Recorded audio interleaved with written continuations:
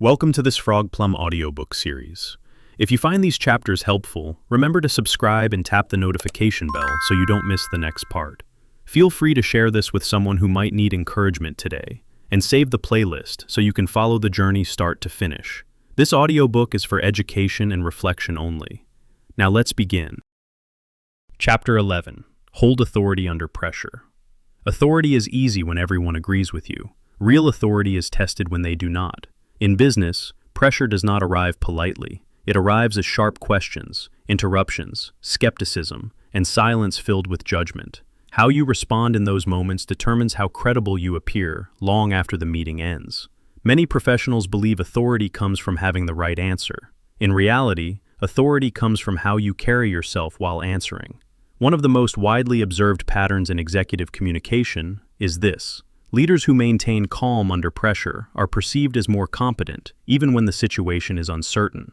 Leaders who react emotionally lose credibility, even when their facts are correct. This has been seen repeatedly in earnings calls, investor Q&A sessions, and public business interviews. When executives are pressed by analysts, the ones who slow down, pause, and respond deliberately tend to retain trust. Those who rush, defend, or over-explain often raise doubt they did not intend to create. A commonly cited example in business media is the contrast between calm and reactive leadership during difficult questioning. Executives who acknowledge pressure without becoming defensive often regain control of the room. They do not fight the question, they absorb it. In contrast, leaders who respond too quickly signal something they do not mean to signal. They signal fear of the question itself. Pressure creates a temptation to speak faster. Speed feels like protection. It feels like momentum. But speed under pressure communicates instability. Experienced investors know this. They listen for composure more than perfection. They listen for steadiness more than polish. This is why seasoned business leaders often pause before answering difficult questions. That pause is not hesitation. It is positioning. Silence under pressure tells the room that you are not being pushed. It tells them you are choosing your response, not reacting to theirs. Another important pattern appears in negotiations. When one side increases pressure, the side that slows down often gains leverage, not by dominating, but by refusing to be rushed. Calm authority has weight because it is scarce under stress. This is also why aggressive questioning does not always favor the aggressor. When someone pushes hard and you remain composed, their intensity becomes visible. Your calm becomes contrast. People do not remember every answer given under pressure. They remember who stayed grounded. Holding authority under pressure does not mean suppressing emotion. It means not letting emotion dictate delivery. Strong leaders separate the content of the message from the emotional charge of the moment. They do not mirror tension, they regulate it. This skill becomes especially important in leadership roles. Teams watch how leaders respond when challenged. If a leader becomes defensive, the team feels uncertainty. If a leader remains composed, the team feels stability. Authority is contagious. So is panic. Business environments reward the person who becomes an anchor rather than an amplifier of stress. This does not require clever language. It requires restraint, a steady pace, a grounded tone, a willingness to pause. Pressure reveals habits, and habits reveal leadership. When you train yourself to hold authority under pressure, you begin to control moments others lose. You become predictable in the best way, calm, clear, reliable. That reliability is what people trust when decisions matter. Tonight, tomorrow. Micro practice. 1. In your next high-pressure conversation, notice the urge to answer immediately. 2. Replace that urge with a deliberate pause. 3. Let your breath settle before speaking. 4. Answer with one clear sentence before adding detail. 5. Observe how calm changes the dynamic of the exchange. Authority does not disappear under pressure. It is revealed there. Chapter 12. Answer without over-explaining.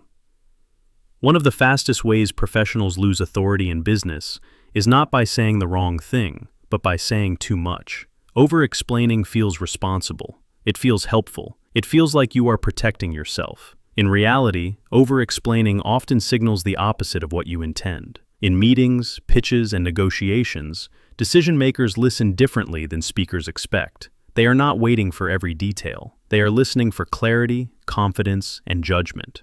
When an answer continues long after the core point has landed, something shifts in the room. Attention drops, certainty fades, doubt quietly enters. This pattern shows up constantly in investor conversations. A founder is asked a direct question. They begin with a solid answer. Then they keep talking. They add background. They justify. They explain edge cases. They defend against questions that were never asked. By the end, the original answer is buried. Experienced investors often describe this as a red flag, not because the person lacks intelligence, but because they appear unsure where to stop. Strong communicators know when an answer is complete. They respect the moment where the sentence ends. Over-explaining usually comes from one of two fears: fear of being misunderstood, fear of being judged. Both fears push people to keep talking. But in business, clarity creates understanding. Excess creates confusion. Executives who communicate well understand a simple rule: answer the question that was asked, then stop. If more detail is needed, it will be requested. This is why concise leaders often feel more confident, even when they say less. Their restraint signals trust in their own thinking. There is also a power dynamic at play. The person who continues talking after the point has been made gives up control of the interaction. The person who stops speaking holds it. Silence after a clear answer does not weaken your position.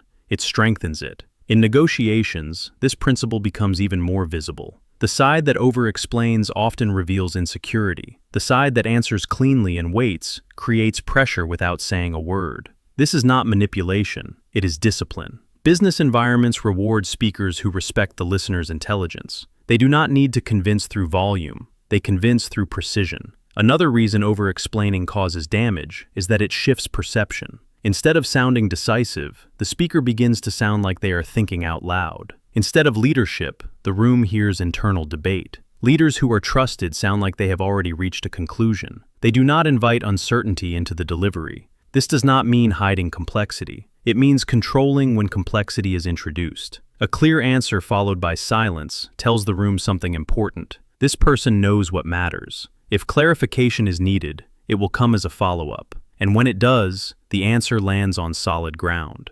Over-explaining also increases the risk of contradiction. The longer you speak, the more chances you give yourself to weaken your own position. Strong communicators reduce that risk by stopping early. They let their words breathe. They let their presence do part of the work. This is especially important in leadership roles. Teams do not need constant explanation. They need direction. Answering without over-explaining creates confidence not just in what you say, but in who you are while saying it. It tells people you are comfortable with silence. It tells them you trust your judgment. It tells them you do not need to defend yourself unnecessarily. That is authority. Tonight, tomorrow. Micro-practice. 1. In your next meeting, answer one question in a single clear sentence. 2. Stop speaking after the sentence ends. 3. Allow silence without filling it. 4. If more detail is requested, add only what is necessary. 5. Notice how restraint changes how your answer is received. You do not gain authority by saying everything you know. You gain authority by knowing when to stop. Chapter 13. Close with direction, not drift.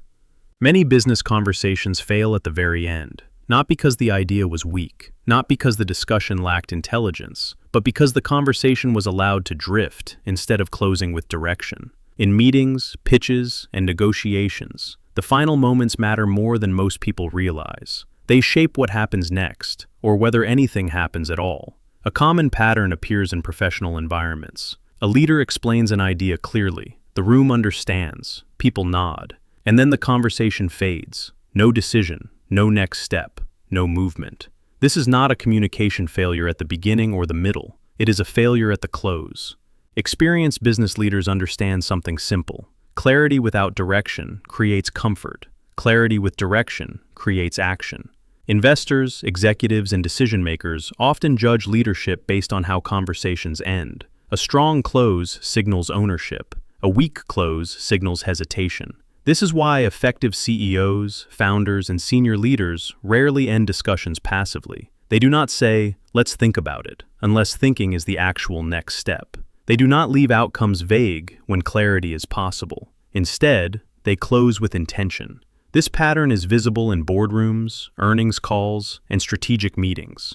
Leaders who are trusted tend to summarize the core point and then state what happens next. Not aggressively, not dramatically, simply clearly. Direction does not mean forcing agreement. It means preventing confusion. Many professionals avoid closing with direction because they fear sounding controlling. In reality, the absence of direction often creates more anxiety than guidance ever could. People want to know where things are headed. They want to know what role they play. They want to know what decision is being made, or when it will be made.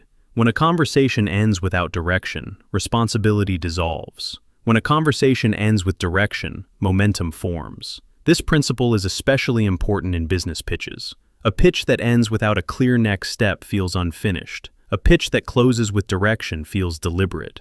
Seasoned investors often say they remember how a pitch ended more than how it began, not because the ending was impressive, but because it clarified intent. Closing with direction also protects your authority. When you end a conversation decisively, you position yourself as someone who leads outcomes, not just discussions. This does not require commanding language. It requires ownership. Simple statements carry enormous weight when delivered calmly. Here is what we do next. This is the decision we are making today. This is what I need from each of you. These are not power moves. They are clarity moves. In leadership roles, teams take emotional cues from how conversations close. A drifting close creates uncertainty. A clear close creates stability. People do not need perfection from leaders. They need direction. Ending with direction also reinforces trust. It shows you are not avoiding responsibility. It shows you are willing to guide rather than hover. Strong communicators understand that conversations are not just exchanges of ideas. They are vehicles for progress. If you do not decide where the conversation is going, it will go nowhere. Closing with direction turns communication into leadership. Tonight, tomorrow. Micro practice. 1. In your next business conversation, decide in advance how you want it to end. 2. Summarize the core point in one sentence. 3. State the next step clearly. 4. Stop speaking after the direction is given. 5. Notice how clarity at the end changes follow-through. Authority is not only how you speak, it is how you finish. Chapter 14. Separate confidence from ego. In business communication, confidence and ego are often confused. They sound similar to untrained ears, but they create very different outcomes. Confidence builds trust. Ego destroys it. Many professionals lose influence not because they lack confidence, but because their confidence leaks into ego under pressure. They speak to impress instead of to clarify. They assert instead of guide. They defend instead of explain. Decision makers notice this immediately. True confidence is calm. It does not rush to prove itself. It does not compete for attention. It does not need validation in the moment. Ego, on the other hand, is noisy. It interrupts. It dominates. It reacts. In boardrooms, investor meetings, and leadership discussions, ego often shows up subtly, talking over others, correcting small details that do not matter, pushing points after the room has already moved on. These behaviors may feel like strength, but they are read as insecurity. Seasoned executives and investors tend to trust people who are comfortable not being the smartest voice in the room. They listen for composure more than certainty. They look for judgment more than dominance. Confidence allows space for others. Ego fills it. This difference becomes especially visible during disagreement. A confident leader stays focused on the issue. An ego-driven speaker makes the issue personal. When confidence is present, disagreement becomes productive. When ego takes over, disagreement becomes conflict. Strong business communicators understand that authority does not come from winning every exchange. It comes from staying grounded while exchanges happen. Another sign of ego is overpositioning, reminding people of your credentials, emphasizing status, referencing past wins unnecessarily. These signals are rarely needed when confidence is real. People trust leaders who let their thinking speak for itself. They distrust leaders who need to reinforce their importance verbally. Separating confidence from ego also improves how your message is received. When people sense ego, they become guarded. When they sense confidence, they relax. Relaxed listeners are more open to influence. This matters in negotiations as well. Ego escalates tension. Confidence stabilizes it. Negotiators who remain calm and detached from personal validation often achieve better outcomes. They are harder to provoke. They are harder to pressure. Confidence also shows up in how you handle mistakes. Ego hides them. Confidence acknowledges them without collapsing. Admitting uncertainty or error when appropriate does not weaken authority, it strengthens it. In leadership roles, teams take emotional cues from how leaders carry themselves. Ego creates fear of speaking up. Confidence creates safety. Safety leads to better information. Better information leads to better decisions. Separating confidence from ego is not about being passive. It is about being precise. You can speak firmly without being forceful. You can lead without dominating. You can hold authority without demanding it. This is the kind of presence that lasts. Tonight, tomorrow, micro practice. 1. In your next business conversation, notice when the urge to prove yourself appears. 2. Pause before responding when that urge arises. 3. Ask yourself whether the next sentence serves clarity or ego. 4. Choose clarity. 5. Observe how people respond when pressure is removed from the exchange. Confidence does not need reinforcement. It reveals itself through control. Chapter 15. Speak from preparation, not performance. One of the most damaging habits in business communication is performing instead of presenting. Performance sounds impressive on the surface. It is energetic. It is expressive. It often looks confident. But performance is fragile. Preparation is not. In professional environments, people can sense the difference quickly. A prepared speaker sounds grounded. A performing speaker sounds rehearsed, but unstable. Performance focuses on how you are perceived. Preparation focuses on what needs to be communicated. This difference matters deeply in business. When someone performs, they adjust constantly based on reactions. They speed up if attention drops. They add explanation if silence appears. They change direction mid-sentence if they feel doubt. This creates inconsistency. Prepared speakers do the opposite. They stay anchored to their message. They allow reactions to exist without chasing them. They trust the structure they built before speaking. Investors, executives, and decision-makers respond better to preparation than performance. Not because preparation is flashy, but because it feels reliable. Reliability is trust. This pattern is often visible during presentations. A performer reacts to the room moment by moment. A prepared speaker guides the room. Guidance feels safe. Reaction feels uncertain. Preparation also changes how you handle unexpected questions. When your thinking is organized beforehand, you do not scramble when challenged. You know the core of your message. You know what matters. Performance collapses under surprise. Preparation absorbs it. This is why strong business communicators do not memorize speeches word for word. They prepare frameworks. They know their opening. They know their central idea. They know their conclusion. Everything else flows from that structure. When people overperform, they often sound artificial. The tone becomes forced. The language becomes inflated. The delivery becomes tense. Prepared speakers sound simpler. Their words are cleaner. Their pacing is steadier. Their presence feels natural. Preparation also reduces anxiety, not by eliminating nerves, but by reducing uncertainty. You are not asking yourself, how do I sound? You are asking yourself, am I delivering what matters? This shift alone changes how people perceive you. In leadership roles, preparation signals responsibility. It tells others that you take communication seriously. It tells them you respect their time. Performance, on the other hand, often feels self-focused, even when intentions are good. Prepared leaders do not chase approval. They offer clarity. That clarity becomes authority. Preparation does not mean rigidity. It means readiness. You can adapt without losing direction. You can pause without losing confidence. You can answer without over-explaining, because you are not improvising your identity in real time. You are speaking from a position already formed. That is what makes your communication steady under pressure. Tonight, tomorrow. Micro practice. 1. Before your next meeting or pitch, write one sentence that captures your core message. 2. Decide how you want to open and how you want to close. 3. Let everything else support those anchors. 4. During the conversation, focus on delivering meaning, not performance. 5. Notice how preparation stabilizes your tone and presence. Authority is not something you act out. It is something you prepare into existence. Chapter 16. Let calm become your default signal. In business, people are constantly reading signals, not just what you say, but how you exist while saying it. Among all possible signals, calm is one of the strongest. Calm communicates control.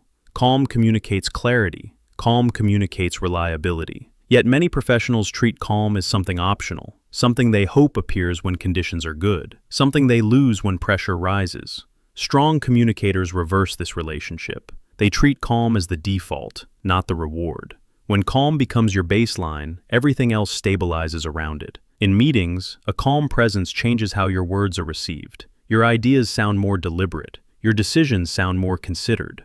Your authority feels earned rather than asserted. Decision makers trust calm speakers because calm suggests internal order. It suggests that the person is not being pulled by urgency or emotion. This is why executives who remain composed during uncertainty often gain credibility, even when outcomes are unclear. They are not pretending certainty, they are demonstrating steadiness.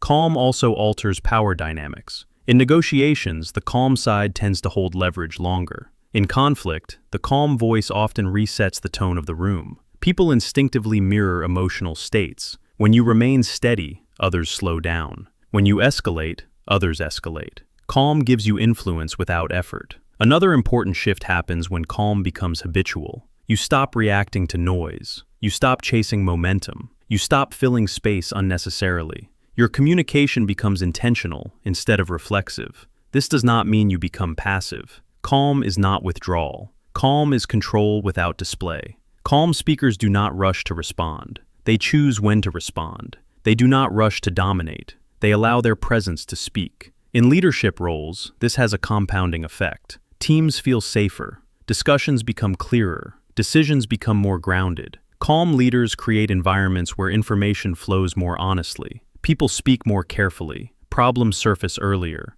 The absence of calm does the opposite. Urgency creates distortion. Pressure creates noise. Making calm your default signal requires discipline. It means regulating pace even when urgency tempts you to speed up. It means protecting tone even when tension rises. It also means allowing silence to exist without interpreting it as failure. Calm is not something you add to communication. It is something you remove obstacles from. You remove rushing. You remove verbal clutter. You remove emotional leakage. What remains is presence. That presence becomes your signature. Over time, people associate your voice with stability. They listen differently. They respond differently. Not because you demanded attention, because your calm made attention natural. Tonight, tomorrow, micro practice. 1. In your next business interaction, decide in advance to slow your pace slightly. 2. Lower your volume just enough to remain steady. 3. Pause once before responding to a question. 4. Notice how calm changes the rhythm of the conversation. 5. Reflect on how often urgency is a habit rather than a necessity. Calm does not weaken authority, it broadcasts it.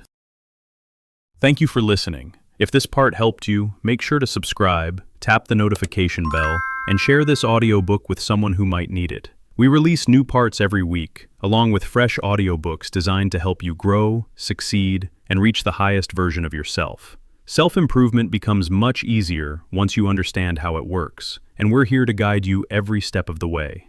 See you in the next part.